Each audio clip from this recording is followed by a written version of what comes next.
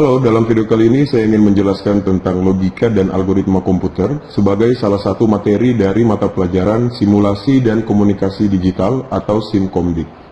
Dalam kompetensi dasar 3.1 yaitu menerapkan logika dan algoritma komputer, kita memiliki dua indikator. Indikator yang pertama adalah melaksanakan penulisan algoritma berdasarkan notasi penulisan algoritma. Indikator yang kedua, membuat program sederhana. Untuk tujuan pembelajarannya itu ada 4 poin. Yang pertama, menggambarkan suatu permasalahan berdasarkan logika dengan cermat. Yang kedua, melaksanakan penulisan algoritma berdasarkan notasi penulisan algoritma dengan teliti.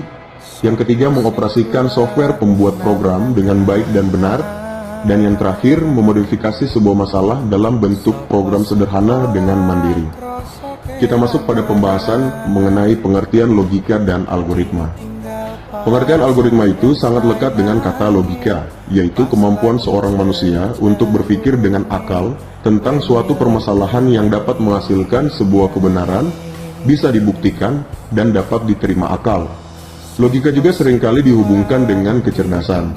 Seseorang yang mampu berlogika dengan baik seringkali disebut sebagai pribadi yang cerdas. Poin yang selanjutnya, logika itu identik dengan masuk akal dan penalaran. Penalaran adalah salah satu bentuk pemikiran, di mana pemikiran ini adalah pengetahuan tak langsung yang didasarkan pada pernyataan langsung pemikiran mungkin benar dan mungkin juga tidak benar. Definisi logika itu sangat sederhana, yaitu ilmu yang memberikan prinsip-prinsip yang harus diikuti agar dapat berpikir valid menurut aturan yang berlaku. Poin yang ketiga, logika itu berasal dari bahasa Yunani yaitu logos yang berarti ilmu. Logika juga dapat diartikan sebagai ilmu yang mengajarkan cara berpikir untuk melakukan kegiatan dengan tujuan tertentu. Kita masuk pada pembahasan yang selanjutnya yaitu pengertian algoritma. Pengertian algoritma. Poin yang pertama, algoritma ini berasal dari nama ilmuwan Arab, yaitu Abu Ja'far Muhammad Ibnu Musa Al-Khwarizmi, penulis buku berjudul Al-Jabar wal Muqabalah. Kemudian, kata Al-Khwarizmi ini dibaca oleh orang barat menjadi algoritm, yang lambat laun menjadi algoritm, dan diserap ke dalam bahasa Indonesia menjadi algoritma. Poin yang kedua, algoritma menurut para ahli. Menurut Rinaldi Munir, algoritma adalah urutan langkah-langkah logis penyelesaian masalah yang disusun secara sistematis.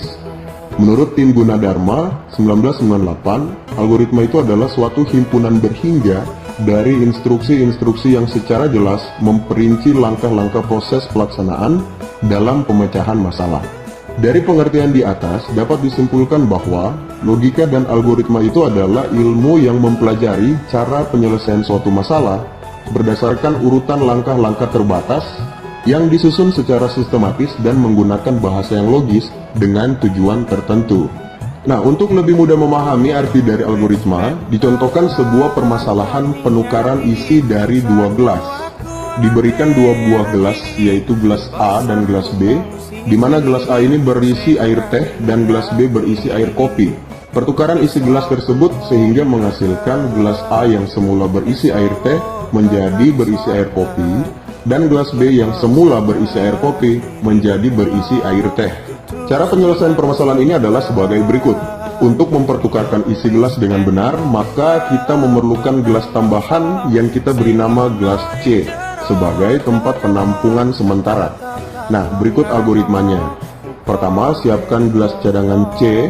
Kedua, tuangkan air teh dari gelas A ke dalam gelas C, di mana saat ini gelas A menjadi kosong.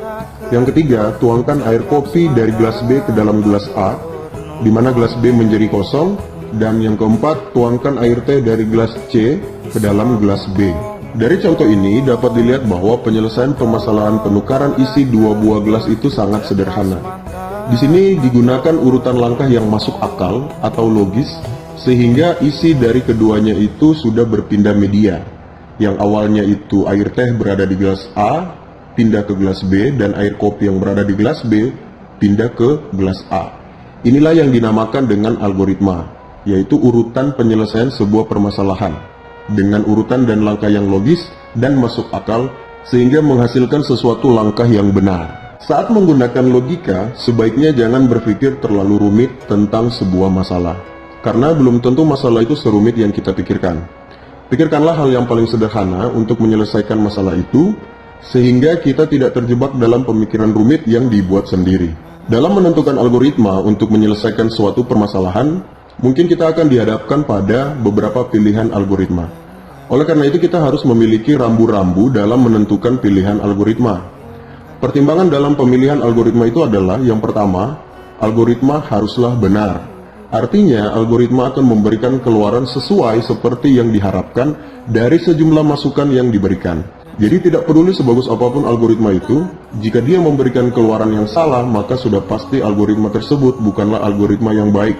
Pertimbangan kedua yang harus diperhatikan adalah, kita harus mengetahui seberapa baik hasil yang dicapai oleh algoritma tersebut. Hal ini penting terutama pada algoritma yang memerlukan aproksimasi hasil, yaitu algoritma yang hasilnya hanya berupa pendekatan. Algoritma yang baik harus mampu memberikan hasil yang sedekat mungkin dengan nilai yang sebenarnya.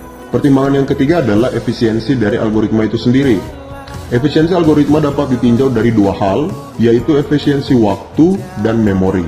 Meskipun algoritma memberikan keluaran yang benar atau paling mendekati, tetapi jika kita harus menunggu lama untuk mendapatkan hasil, semisal dalam waktu berjam-jam, maka biasanya algoritma tersebut tidak akan menjadi pilihan yang utama, karena pada dasarnya setiap orang itu menginginkan keluaran yang relatif cepat. Begitu juga dengan memori.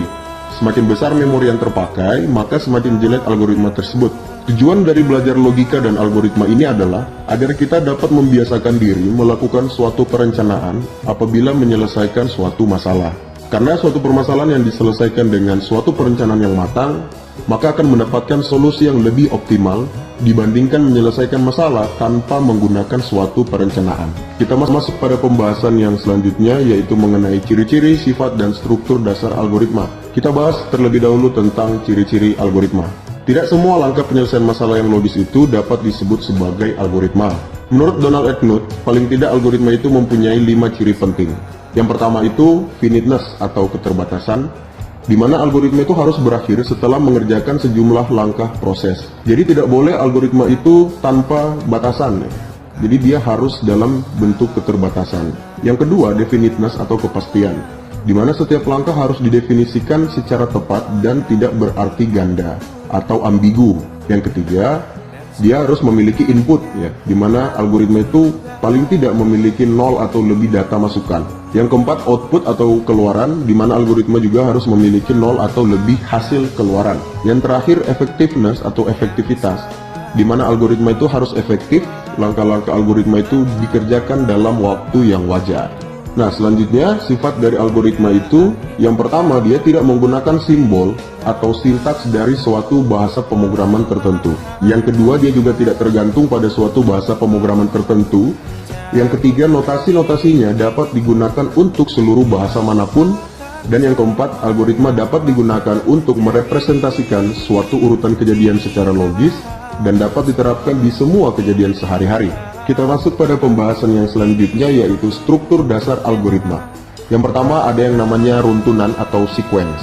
Nah, sebuah runtunan ini terdiri dari satu atau lebih instruksi, di mana setiap instruksi itu dikerjakan secara berurutan sesuai dengan urutan penulisannya. Yakni sebuah instruksi itu dilaksanakan setelah instruksi sebelumnya sudah selesai dikerjakan. Urutan dari instruksi ini akan menentukan hasil akhir dari suatu algoritma. Bila urutan penulisan berubah, maka mungkin juga hasil akhirnya berubah. Sebagai contoh, perhatikan operasi aritmatika berikut ini. Dalam kurung 4 tambah 3 dikalikan 7 sama dengan 49. Tetapi bila urutan aksinya kita ubah, maka hasil keluarannya akan berbeda. Misalnya, kalau kita ubah 4 ditambah dalam kurung 3 kali 7, itu hasilnya adalah 25. Contoh lain dari runtunan aksi adalah algoritma penukaran dua bilangan bulat. Yaitu yang pertama kita deklarasikan misalnya A, B, dan C sebagai bilangan bulat. Lalu kita masukkan nilai A dan B. Yang ketiga kita masukkan nilai A ke dalam C. Yang keempat kita masukkan nilai B ke dalam A. Dan yang kelima kita masukkan nilai C ke dalam B. Jadi seperti itulah contoh dari struktur dasar runtunan atau sequence. Kita masuk pada struktur dasar yang selanjutnya, yaitu pemilihan atau selection. Kadangkala terdapat suatu kejadian yang baru akan dikerjakan jika suatu kondisi tertentu telah terpenuhi. Pemilihan yaitu instruksi yang dikerjakan dengan kondisi tertentu, di mana kondisi ini adalah persyaratan yang dapat bernilai benar atau salah. Jadi satu atau beberapa instruksi hanya akan dilaksanakan apabila kondisi bernilai benar. Sebaliknya, apabila salah maka instruksi tidak akan dilaksanakan. Sebagai contoh kasus pemilihan atau selection adalah dalam penentuan bilangan genap atau ganjil seperti berikut ini. Yang pertama, masukkan bilangan sebagai sebuah bilangan bulat. Yang kedua, bagi bilangan dengan angka 2, simpan nilai sisa pembagian dalam variabel sisa. Yang ketiga, jika nilai sisa sama dengan 0, maka kerjakan langkah keempat. Langkah keempat itu adalah tampilkan kata genap ke layar komputer. Yang kelima, jika nilai sisa tidak sama dengan 0, maka kerjakan langkah 6. Di mana langkah 6 ini adalah perintah untuk menampilkan kata ganjil ke dalam layar. Ketujuh, selesai. Jadi di sini apabila salah satu kondisi sudah terpenuhi, maka akan dijalankan instruksi sesuai dengan kondisi tersebut. Struktur dasar yang selanjutnya yaitu pengulangan atau repetition. Nah, pengulangan ini merupakan kegiatan mengerjakan sebuah atau sejumlah aksi yang sama sebanyak jumlah yang ditentukan atau sesuai dengan kondisi yang diinginkan. Beberapa statement pengulangan di bahasa pemrograman yaitu for, while, do while, repeat until, for down to do, for to do, dan lain-lain. Sebagai contoh adalah menampilkan huruf tertentu sebanyak n kali ke layar sebagai berikut. Yang pertama, deklarasikan variabel huruf untuk menyimpan karakter yang akan ditampilkan. Kedua, deklarasikan variabel n untuk menyimpan banyaknya perulangan.